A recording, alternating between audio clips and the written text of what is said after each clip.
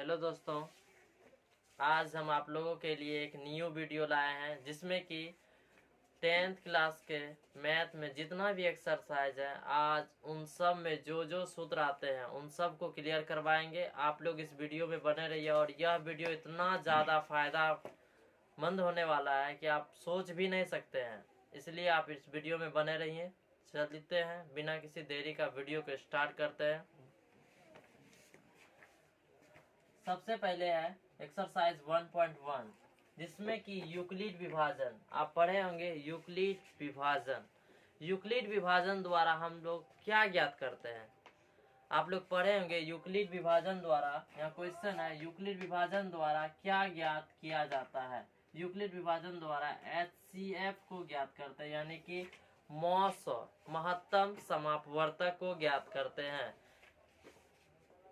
उसके बाद है दूसरा नंबर क्वेश्चन आता है 1.1 से कि शेषफल का मान कहाँ से कहाँ तक होता है। शेषफल का मान कहाँ से कहाँ तक होता है, यानी कि फॉर एग्जाम्पल हम लोग लेते हैं।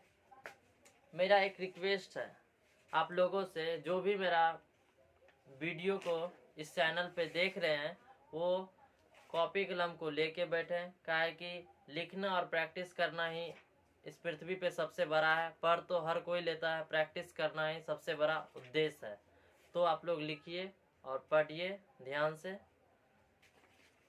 एक्सरसाइज एग्जांपल हम लोग लेते हैं, जैसे कि 13 से 91 में भाग देना है तो 7 बार में लगेगा, यानी कि 13 सत्ते 91। ये कट के कितना आएगा, 0 आता है। 91 को कहते हैं हम लोग भाज और 13 को कहते हैं हम लोग भाजक, और 7 जो आया इसको कहते हैं हम लोग भागफल। ये जो आया 0 इसको कहते हैं हम लोग शेषफल।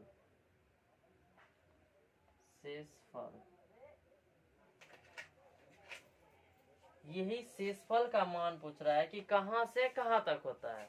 शेषफल को हम लोग कहते हैं RX, यानी कि R भी कभी कभी बोलते हैं, और भाजक को कहते हैं हम लोग B, और भागफल को कहते हैं हम लोग Q। भाज्य को कहते हैं हम लोग A या PX भी कहते हैं। तो RX यानी कि शेषफल का मान हमेशा B से, भाजक से बड़ा होता है और 0 से छोटा होता है या बराबर होता है। यानी कि यहाँ लिख सकते हैं R का मान जो है 0 से बड़ा या बराबर और B से हमेशा छोटा रहेगा। ये आपका करेक्ट आंसर है, आप इसको लिखिए। ये देखिए 0 शेषफल आ सकता है लेकिन कभी भी 0 से छोटा नहीं होगा, माइनस में या नहीं जाएगा कभी भी, और ये B से कभी भी बड़ा नहीं हो सकता है। इसीलिए लिखे हैं R का मान 0 के बराबर या तो 0 से बड़ा होता है और B से हमेशा छोटा होता है। आप लोग इसको लिखिए। अब हम लोग पढ़ेंगे 1.2 में जो सूत्र आएगा हम उसके बारे में चर्चा करेंगे। आप लोग इसको लिखिए या 1.2 की तरफ। 1.2 में एक सवाल, एक क्वेश्चन, एक सूत्र आता है HCF गुना LCM बराबर होता है पहली संख्या गुना दूसरी संख्या। ये सूत्र है, यानी कि HCF गुना LCM बराबर होता है पहली संख्या गुना दूसरी संख्या। यदि हम लोग को पूछेगा कि HCF गुना LCM बराबर क्या होता है तो यहाँ लिखेंगे पहली संख्या गुना दूसरी संख्या। ये एक फॉर्मूला है, इसको लिख लीजिए। उसके बाद है नेक्स्ट कि यदि पहली संख्या और दूसरी संख्या का LCM दिया रहेगा तो HCF पूछेगा तो वो कैसे ज्ञात करेंगे। तो हम लोग यहीं से सूत्र बना लेंगे कि HCF बराबर होता है पहली संख्या फर्स्ट नंबर गुना दूसरी संख्या सेकेंड नंबर बटे, ये LCM यहाँ गुना में है तो यहाँ आ जाएगा बट्टा में। फिर इसी प्रकार से यदि पहली संख्या और दूसरी संख्या का HCF दिया रहेगा तो LCM कैसे ज्ञात करेंगे। तो यहीं से लिखेंगे LCM बराबर पहली संख्या यानी फर्स्ट नंबर गुना दूसरी संख्या यानी सेकेंड नंबर बटे HCF को नीचे लिख देना है HCF। आप लोग इसको लिखिए और अच्छे से समझिए। इसी प्रकार अगर पहली संख्या और दूसरी संख्या का एचसीएफ और एलसीएम दिया है, कोई एक नंबर दिया रहेगा तो दूसरी संख्या निकालना होगा तो पहली संख्या को नीचे लिख देंगे, यदि दूसरी संख्या निकालना है तो पहली संख्या को नीचे कर देंगे। इसी प्रकार से जिस तरह एचसीएफ का निकाले और एलसीएम का निकाले, उसी प्रकार से पहली संख्या और दूसरी संख्या का भी निकाल लेंगे। तो आप लोगों का 1.2 भी क्लियर है, आप लोग इसको लिखिए। तो हम लोग पढ़ेंगे 1.4। 1.4 में जो क्वेश्चन पूछते हैं उसमें है कि जैसे कि कोई संख्या दे दिया, जैसे 4/8 है, 4/8 ये शांत है या अशांत है, तो कैसे पता करेंगे ये शांत है या अशांत है? इसको पता करने का एक ही तरीका है, इसको कहता है अंश और इसको कहते हैं हर। यानी कि हर का हम लोग गुणनखंड करेंगे, 8 का गुणनखंड करेंगे तो 2 से होगा 4, यहाँ 2 से होगा 2, यानी कि यहाँ लिखेंगे 4/2 का क्यूब। एक इसका फॉर्मूला आता है, जब हर का गुणनखंड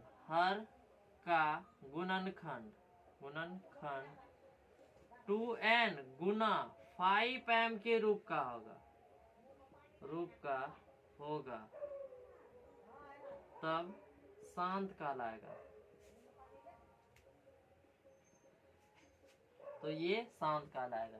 यानी कि हर का जब हम लोग गुणनखंड करेंगे 2 और 5 के अलावा अगर कुछ भी आ जाता है तो वो अशांत होगा।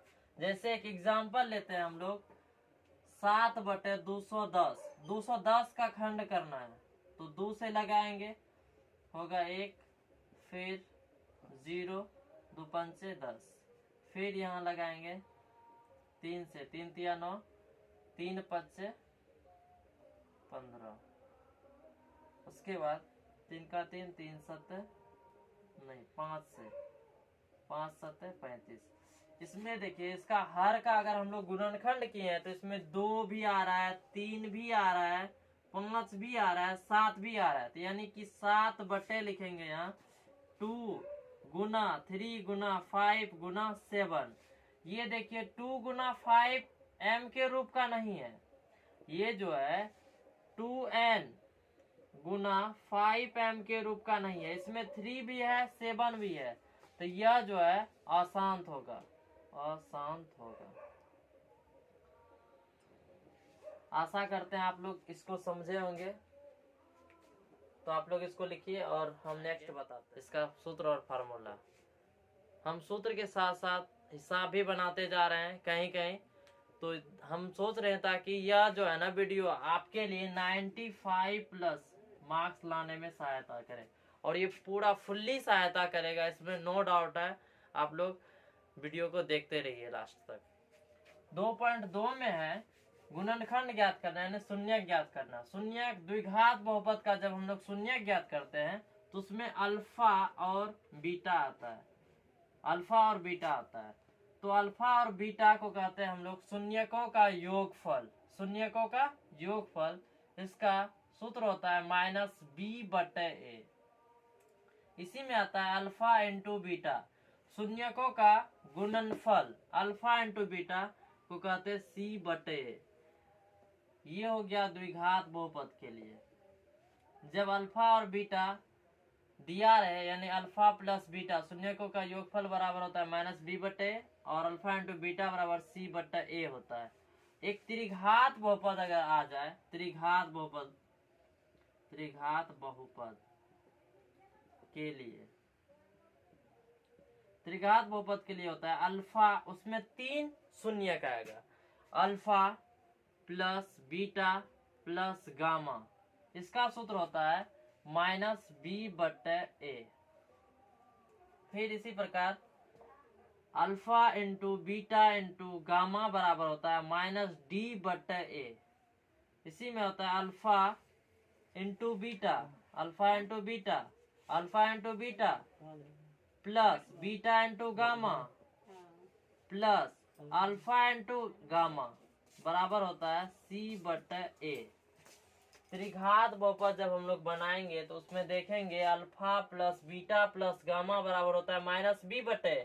इसको याद रखने का एक ही तरीका है, यहाँ अल्फा प्लस बीटा बराबर माइनस बी बटे ए लिखे हैं, यहाँ भी अल्फा प्लस बीटा है तो माइनस बी बटे ए होगा।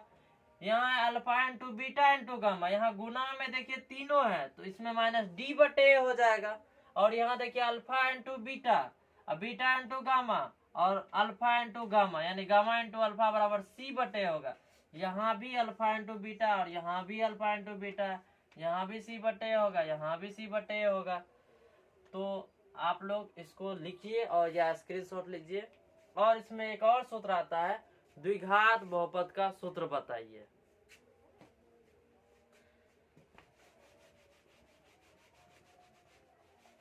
ये मोस्ट बीबीआई है जिससे कि सवाल भी बनता है।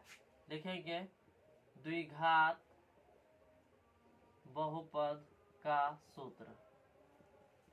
द्विघात बहुपद का सूत्र होता है x square minus alpha plus beta into x plus alpha into beta बराबर 0। ये द्विघात बहुपद का सूत्र होता है। द्विघात बहुपद का सूत्र होता है, बोलिए आप लोग, x square minus alpha plus beta into x plus alpha into beta बराबर 0। X square minus alpha plus beta into x plus alpha into beta बराबर 0। यानी कि पहले प्लस वाला देना, अल्फा प्लस बीटा देना, उसके बाद अल्फा इंटू बीटा देना। इसमें एक्स स्क्वायर यहाँ माइनस देना और यहाँ प्लस देना है। इसको याद रखिए। इससे अब यदि अल्फा और बीटा का मान दिया रहेगा और अल्फा इंटू बीटा का मान दिया रहेगा तो हम लोग आसानी से द्विघात बहुपद ज्ञात कर लेते हैं। उसके बाद नेक्स्ट है, आप लोग इसको लिख लीजिए अच्छा से, हम आपको बताते हैं। नेक्स्ट है आपका 3.2। इसका हम आपको सूत्र बताते हैं, आप लोग ध्यान से लिख देखिए, ठीक है। इसमें सूत्र आता है A1 बटे A2 बराबर B1 बटे B2। यदि नहीं रहे तो इसको हम लोग कहते हैं प्रतिच्छेद रेखा। इसको कहते हैं प्रतिच्छेद, प्रतिच्छेद रेखा कहते हैं। इसका अद्वितीय हल है,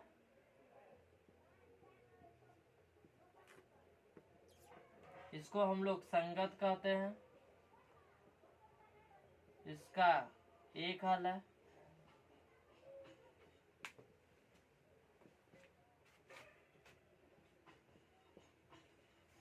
यदि समीकरण में A1 बटे A2 बराबर नहीं B1 बटे B2 होगा तो ये जो है प्रतिच्छेद रेखा कहलाएगा और अद्वितीय कहलाएगा, अद्वितीय कहलाएगा और संगत कहलाएगा और इसका केवल एक हल होगा। जब रेखा प्रतिच्छेद करे तो उसे अद्वितीय कहते हैं, उसका केवल एक हल होता है, वह संगत कहलाता है, वह संगत कहलाता है। जब A1 बटे A2 बराबर नहीं B1 बटे B2 होगा तो वह प्रतिच्छेद कहलाएगा, अद्वितीय कहलाएगा, उसका केवल एक हल होगा, वह संगत कहलाएगा। आपको याद हो गया होगा। तो नेक्स्ट बढ़ते हैं। यदि A1 बटे A2 बराबर B1 बटे B2 बराबर C1 बटे C2 होगा तो हम लोग इसको क्या कहते हैं। यदि A1 बटे A2 बराबर B1 बटे B2 बराबर C1 बटे C2 होगा तो हम इसको कहेंगे संपाती रेखा। संपाती रेखा यानी कि एक सीधी रेखा में जो रेखा चलता है उसको संपाती रेखा कहते हैं। इसको हम लोग संगत भी कहते हैं, इसको भी संगत कहते हैं, इसको संगत कहते हैं। इसका अपरिमित रूप से अनेक हल है, इसका अपरिमित रूप से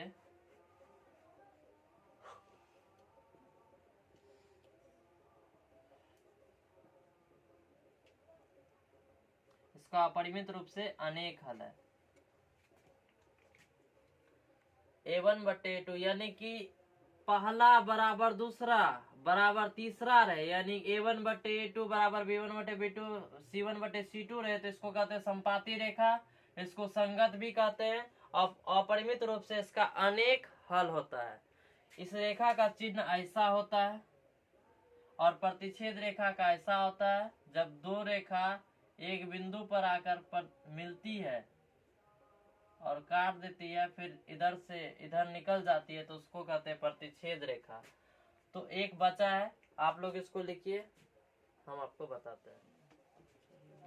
उसके बाद नेक्स्ट है आपका, यदि A1 बटे A2 बराबर B1 बटे B2 रहेगा और बराबर नहीं C1 बटे C2 रहेगा, तो इसको क्या कहते हैं हम लोग? देखिए, पहला और दूसरा बराबर है लेकिन तीसरा बराबर नहीं है, तो इसको हम लोग कहेंगे समांतर रेखा। समांतर रेखा यानी समांतर करती रेखा है। यदि पहला बराबर दूसरा है, बराबर तीसरा नहीं है, तो समांतर करती रेखा है। यह असंगत कहलाता है, असंगत कहलाता है। और इसमें देखिए, इसका कोई हल नहीं है, इसका कोई हल नहीं है।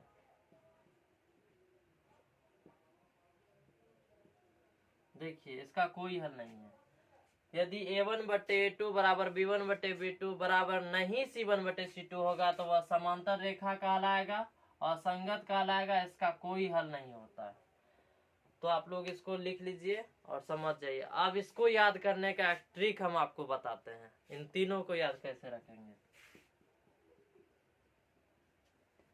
ट्रिक है पहला कि A1 बटे A2 बराबर नहीं, यानी कि पहला प्रतिच्छेद के लिए पहला बराबर दूसरा नहीं है, यानी कि इसमें दो रेखा है, ये समपाती है, यानी कि एक रेखा एक दूसरे से मिलके फिर चले जाता है, यानी कि ये दोनों अपने आप में सहमत है, तो ये संगत कहलाएगा। मिल जाती है फिर चले जाती है, यानी कि संगत है। फिर दूसरा में है कि पहला बराबर दूसरा बराबर तीसरा है। देखिए, यह भी एक लाइन पे चलता है, यानी कि तीनों रेखा एक के में मिला दीजिए इसको, यह भी संगत कहलाएगा। और इसका अपरिमित रूप से अनेक हल है, ये कभी भी तीनों एक दूसरे से लड़ाई झगड़ा नहीं करता है। याद हो गया। तीसरा ट्रिक है कि देखिए, पहला बराबर दूसरा है, बराबर तीसरा नहीं है, यानी कि ट्रेन का पटरी आप देखे होंगे कि दो ठो बराबर रहता है, अगर एक ठो गड़बड़ा जाएगा तो ट्रेन अच्छा से नहीं चलेगा, आपको पता होगा। तो उसी तरह ये दोनों में से अगर एक ठो कोई भी गड़बड़ा जाएगा तो यह असंगत कहलाएगा, यानी कि ये दोनों अपने मत में नहीं है, कभी कुछ भी हो सकता है, असंगत, और इसीलिए इसका कोई हल नहीं है, इसका कोई हल नहीं है। ये दोनों अपने खुद में निपटेगा जो निपटना होगा। तो ट्रिक के सहारे अगर थोड़ा सा भी याद हो गया होगा तो इसको आप याद कर लीजिए, बेहतर होगा।